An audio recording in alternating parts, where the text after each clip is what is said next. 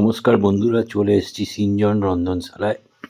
আজকে বানাবো ভাঙর মাছের দই পোস্ত সরিষা ঝাল বেঙ্গলি ফিউশন স্টাইল। তো আমি ভাঙর মাছগুলোকে ধুয়ে নিয়েছি, 5 পিস মতো ভাঙর মাছ নিয়েছি। এবার এটাকে একটু ম্যারিনেট করে নেব। এর মধ্যে নুন দিয়ে দিচ্ছি, আর দিয়ে দিচ্ছি 1 চামচ হলুদ গুঁড়ো দিয়ে এটাকে ভালো করে মিশিয়ে এটাকে আমরা 10 থেকে 15 মিনিট রেখে দেব।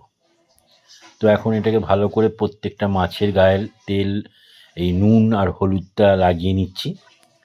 ভালো করে লাগিয়ে নেবেন আপনারা। বন্ধুরা, আজকে করব ভাঙর মাছের দই পোস্ত সরিষা ঝাল। দেখুন আপনারা কেমন লাগে। তো ওই মাছটাকে 10-15 মিনিট বাদে ভেজে নিচ্ছি। মাছগুলোকে মিডিয়াম ভাজবো, খুব বেশি লাল করে ভাজবো না।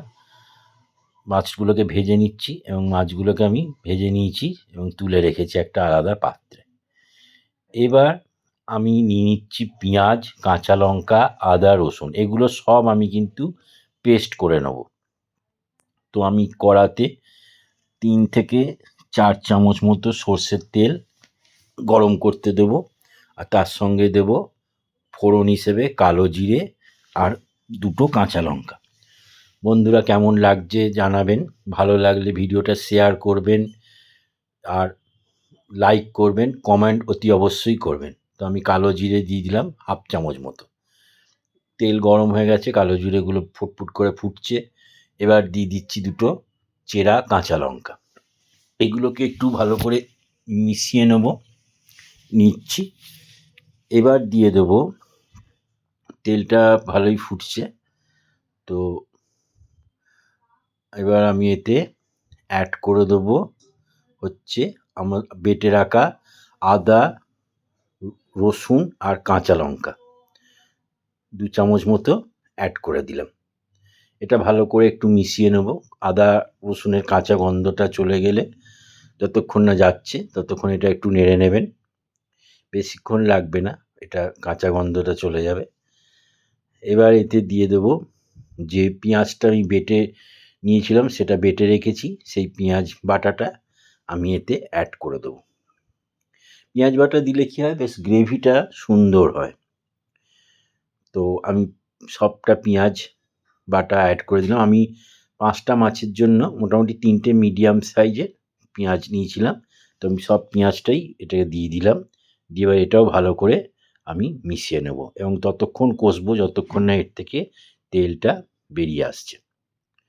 তো আমি এটা কষছি এখন। বন্ধুরা, কেমন লাগছে জানাবেন।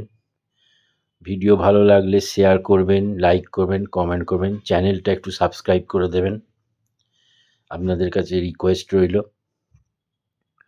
তো দেখুন মোটামুটি এটা কষতে কষতে বেশ তেল ছড়িয়ে আসছে। এবার আমি দিয়ে দিলাম 1.5 চামচ মতো আমি পোস্ত বেটে রেখেছিলাম, সেই পোস্ত বাটাটা দিয়ে দিলাম। আর ওই পোস্ত যে বাটিতে রেখেছিলাম তার জল ধুয়ে সেই জলটাও এতে দিয়ে দিলাম। আর দিয়ে দিলাম 1 চামচ মতো সর্ষে বাটা, তার সেই বাটিটা ধুয়েও তার জলটা দিয়ে দিলাম। দিয়ে এবার এটা আমি এখন ভালো করে কষবো, গ্রেভিটা ভালো করে কষবো। দেখুন বেশ সুন্দর লাগছে, গন্ধও ছাড়ছে একটা পোস্ত সর্ষের বেশ গন্ধ। এবার এতে আমি একটু মশলা অ্যাড করে দিচ্ছি, 1/2 চামচ মতো হলুদ দিয়ে দিলাম,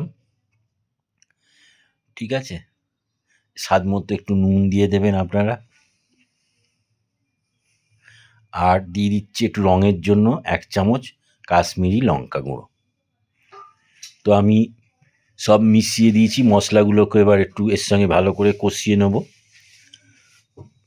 কষিয়ে নিয়ে কষতে থাকবো। একটু তেলটা গা থেকে বেরোলে আমি গ্যাসের ফ্লেমটা একটু কম করে দেবো, লো করে দেবো। দিয়ে আমি এতে 2 চামচ মতো টক দই মেশাবো। তো আমি গ্যাসের ফ্লেমটাকে লো করে দিয়েছি। দেখুন আমি 2 চামচ মতো বড় চামচে দইটা মেশাচ্ছি। ফ্লেমটা যদি আপনারা লো না করেন দইটা কেটে যেতে পারে। দইটা কেটে গেলে বিচ্ছিরি হয়ে যাবে গ্রেভিটা। তো সেই জন্য ফ্লেমটাকে একদম লো করে দেবেন আর দইটা আস্তে আস্তে দিয়ে একটু অল্প অল্প নাড়তে থাকবেন যাতে দইটা কেটে না যায়। তো আমি দই দিয়ে দিয়েছি, এবার একটু জল দিয়ে দিলাম। গ্রেভিটা আপনারা আপনাদের মতো বানাবেন, কেউ বেশি গ্রেভি খেতে ভালোবাসে, কেউ একটু কম। তো আমি এখানে হাফ কাপের একটু বেশি জল দিয়ে দিয়েছি। তো আমি এটাকে এখন ভালো করে মিশিয়ে নিচ্ছি। এরপর আমি ভেজে রাখা মাছগুলো, যখন এটা ফুটে উঠবে তখন মাছগুলো দিয়ে দেবো। এতে আমি এখন একটু অল্প চিনি অ্যাড করে দিলাম। চিনিটা আপনারা দিতেও পারেন, নাও পারেন। তো বেশ ফুটে উঠেছে আমার গ্রেভি। আমি এক এক করে ভেজে রাখা ভাঙর মাছগুলো এতে দিয়ে দিচ্ছি। তো আমরা বানাচ্ছি ভাঙর মাছের দই পোস্ত সরিষা ঝাল।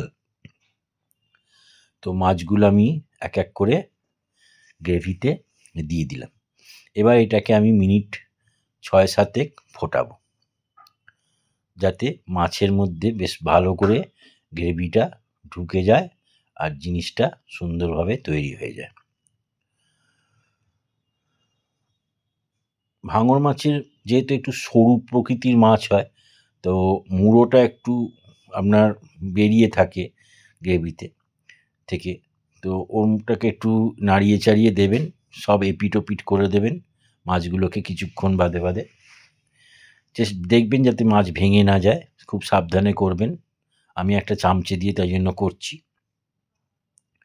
মোটামুটি ৬-৭ মিনিট হয়ে গেলে আমি একটু নুনটা টেস্ট করে দেখছি যে নুনটা ঠিক আছে কি না। নুন ঠিক আছে। এবার আমি এতে মোটামুটি